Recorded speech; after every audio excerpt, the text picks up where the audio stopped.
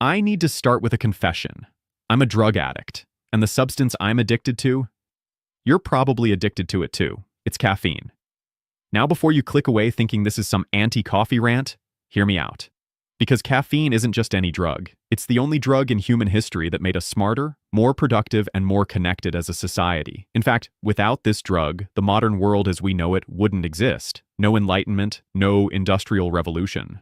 Probably no video you're watching right now. I'm going to show you exactly how a simple bean from Yemen changed human consciousness itself and built the foundation of everything we call civilization. And at the end, I'll tell you why we might lose it all within your lifetime. So let's start with the basics. What exactly is caffeine doing to your brain right now? Caffeine is a stimulant. That's just a technical way of saying it's a drug that speeds up your nervous system instead of slowing it down. When you drink coffee, the caffeine molecules travel to your brain and block receptors for something called adenosine. Now, adenosine is your brain's way of saying, hey, you're tired, time to rest. It builds up throughout the day, making you progressively sleepier. Caffeine literally plugs those receptors so adenosine can't get through. Your brain never receives the I'm tired signal, but it doesn't stop there. Caffeine also triggers your brain to release dopamine. That's the chemical responsible for pleasure, motivation, and that feeling of satisfaction. It's the same neurotransmitter that cocaine floods your brain with. Obviously, caffeine releases way less dopamine than cocaine does.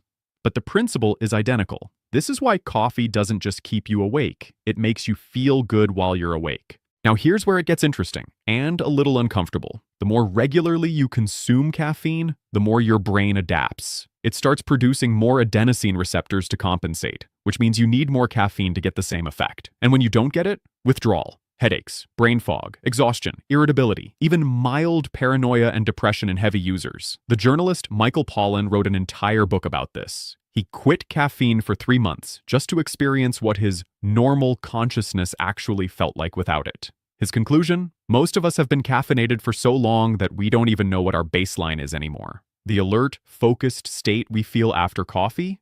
We think that's normal, but it's not. It's enhanced. We've just forgotten what unenhanced feels like. So we're not just coffee drinkers. We're dependent. Our baseline has shifted. And here's the really wild part. This dependency isn't a bug. It's a feature. Because caffeine doesn't make you stupid or impaired like most drugs, it does the opposite. But caffeine doesn't just keep you awake and happy, it changes the actual type of thinking your brain can do. Cognitive psychologists talk about 2 modes of consciousness. I'm going to use simple terms for them: spotlight consciousness and lantern consciousness. Spotlight consciousness is when your attention is narrow and intense, like a spotlight on a stage, illuminating one specific spot. This is the mode you're in when you're solving a math problem, writing an email, or following the argument I'm making right now. It's focused, linear, analytical. Lantern consciousness is the opposite. Your attention is diffuse, spread out in all directions like a lantern in a dark room. This is the mode you're in when you're daydreaming, letting your mind wander, making unexpected connections between random ideas. It's how kids experience the world most of the time. It's also the mode that produces creative breakthroughs. Now, guess which mode caffeine enhances? Spotlight. Coffee makes you better at focused, linear thinking. It helps you concentrate on one problem and work through it logically. This is why it's the perfect drug for students cramming for exams, programmers debugging code, or anyone with a deadline. But it's terrible for creativity. Real creative thinking requires your brain to wander into unexpected territory, to make connections between ideas that seem unrelated. You can't force that kind of thinking. You have to let go of focus and let your mind drift. Caffeine prevents that drift. It locks you into spotlight mode. This is something I've noticed personally. My best ideas never come when I'm caffeinated and working. They come in the shower, or during a walk, or right before I fall asleep, times when my brain isn't trying to focus on anything specific. So caffeine makes us better at execution, but worse at imagination. Better at work, worse at wonder. Now, why does this matter on a civilization-wide scale? I'll show you. To understand how caffeine changed civilization, we need to go back to where it started. The first recorded use of coffee as a drink happened in Yemen in the 1400s in a coastal city called Mocha. Yes, that's where the name comes from. According to the stories, a Sufi sheikh named Ali ibn Umar al-Shadhili was the one who started it. He told his followers to drink coffee so they could stay awake through the night for prayer and meditation. So, coffee began as a spiritual tool, a way to extend consciousness beyond the normal limits of the body. But it didn't stay spiritual for long. As coffee spread throughout the Islamic world, something new appeared: the coffeehouse. By 1570, there were over 600 coffeehouses in Constantinople alone. Some of these places could hold 8,000 people at once. They weren't just places to drink. They were social hubs, meeting places, debate halls. For the first time, you had spaces where people from completely different backgrounds, scholars, merchants, laborers, artists, could sit together and talk. The coffeehouse dissolved social hierarchies, at least temporarily. And what did people talk about? Everything. Philosophy, politics, science, poetry, the news of the day.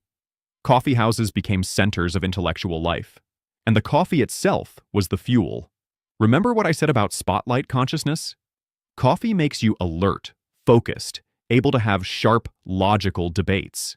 It's the perfect drug for discussing ideas. The historian Wolfgang Schivelbusch wrote that coffee was a drink designed to the measure of a civilization that forbids alcohol and will invent modern mathematics.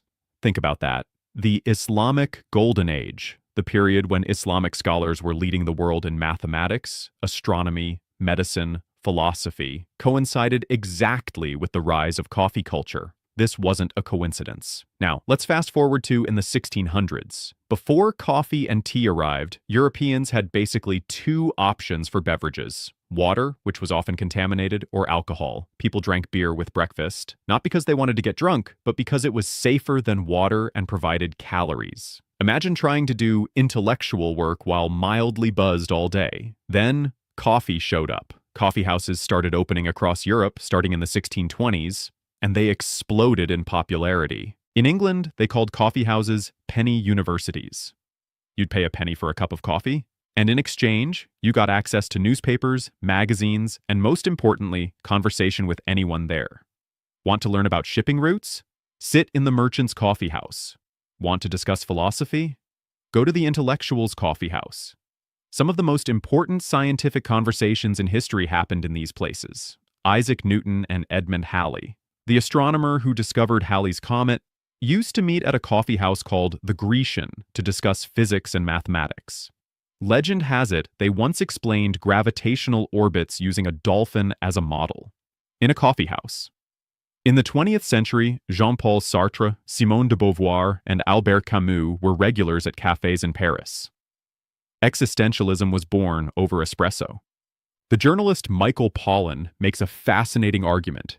He says it's hard to imagine the Enlightenment, that explosion of rational thought, science, and philosophy happening in taverns and bars. But in coffee houses, it makes perfect sense. Alcohol was the drug of the Middle Ages, a time of magical thinking and superstition. Caffeine was the drug of the Enlightenment, an age of reason and science. One makes you fuzzy and emotional. The other makes you sharp and logical. The French historian Jules Michelet wrote that coffee, unlike alcohol, increases purity and clarity and clears away the mists of the imagination. But here's the part nobody talks about. Governments were terrified of coffee houses. In 1675, the King of England tried to ban them. He claimed they were breeding grounds for dissent and rebellion, which, honestly, they were. Coffee houses were where people criticized the king, discussed democracy, planned protests. The ban lasted exactly 11 days. Why? Because people were already too addicted to caffeine. The public outrage was so intense that the king had to back down. The drug was more powerful than the monarchy. The Ottoman Empire tried the same thing multiple times. They failed too.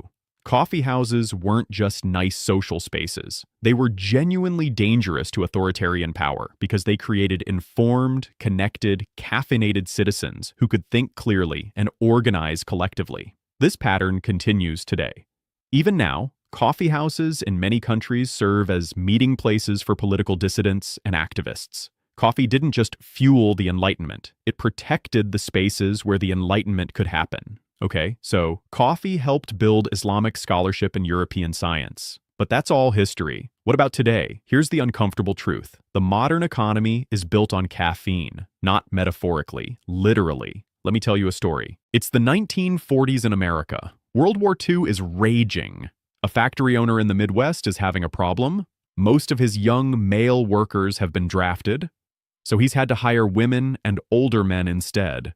These new workers aren't used to the brutal pace of factory work. Productivity is dropping. Then, the workers make a suggestion. They ask for a 15-minute break twice a day to drink coffee. The owner agrees, and something surprising happens. Productivity doesn't just recover, it skyrockets. The workers can suddenly handle longer shifts. They make fewer mistakes. They're more focused. So the factory owner makes the coffee break mandatory. But here's the twist. He doesn't pay workers for those 15 minutes. He considers it a break, not work time. The workers sue. The case goes to court. And in 1956, a judge rules that coffee breaks promote efficiency and increase production. Therefore, the company has to pay for them. That ruling made the coffee break an official part of American work culture. It spread globally from there. The coffee break wasn't invented to be nice to workers. It was invented to extract more productivity from them. Caffeine is the perfect capitalist drug. Think about it. It keeps you awake when you're exhausted. It helps you focus when you're bored. It overrides your body's natural signals to rest. Before caffeine, work was limited by human biology. You could only push people so hard before they literally collapsed. Caffeine changed that. Suddenly, with the right dose of stimulant, you could keep people working through the night. You could demand focus during 12-hour shifts. You could turn exhausted humans into productive machines. The historian Wolfgang Schivelbusch argues that tea and coffee, along with artificial lighting, opened up the night to labor. They removed the natural boundaries of the human body. In the 19th century, British factory owners gave tea to workers not out of kindness, but because it was cheaper than food. The sugar in the tea provided quick energy. The caffeine suppressed hunger and kept them alert. Workers could survive on tea and bread alone, which kept labor costs down. Today, we see the same pattern. Tech companies offer unlimited free coffee, not because they care about your enjoyment, but because caffeinated employees are more productive employees. They code faster, they stay late, they don't complain as much about exhaustion because they don't feel it. I'm guilty of this too. How many times have I used coffee to push through when my body was telling me to stop? How many deadlines have I only hit because I was drugged into focus? And here's the really dark part. Let me tell you what happens on the other side of your coffee cup. A farmer in El Salvador works 90 minutes to produce enough coffee for 40 cups. He gets paid 6 cents for that labor. Those 40 cups sold at American coffee shops generate $22.50 in revenue. The farmer gets 0.3% of the value. Coffee isn't just the fuel of capitalism. It's a product of capitalist exploitation. We drink the labor of people in the global south, refined and packaged and sold back to us as productivity. Now, I'm not saying you should stop drinking coffee. I'm certainly not going to. But it's worth understanding what we're participating in. The cup you're holding is part of a 500-year-old system designed to keep workers in the third world poor and workers in the first world productive. All right.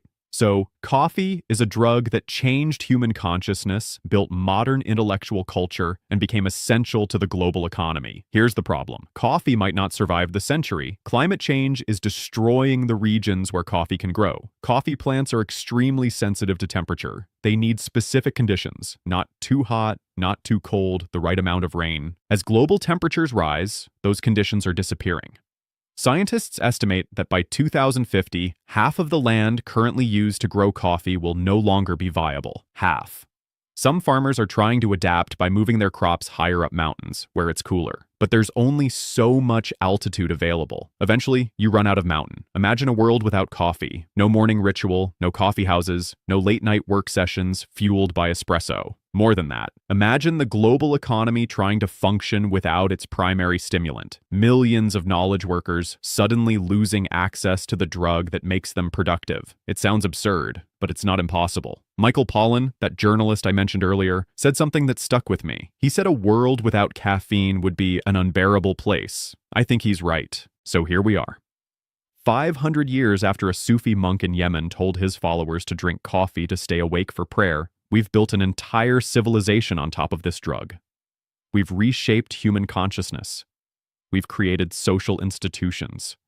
We've structured our economies around it. And now, because of the same industrial systems that coffee helped build, we might lose it.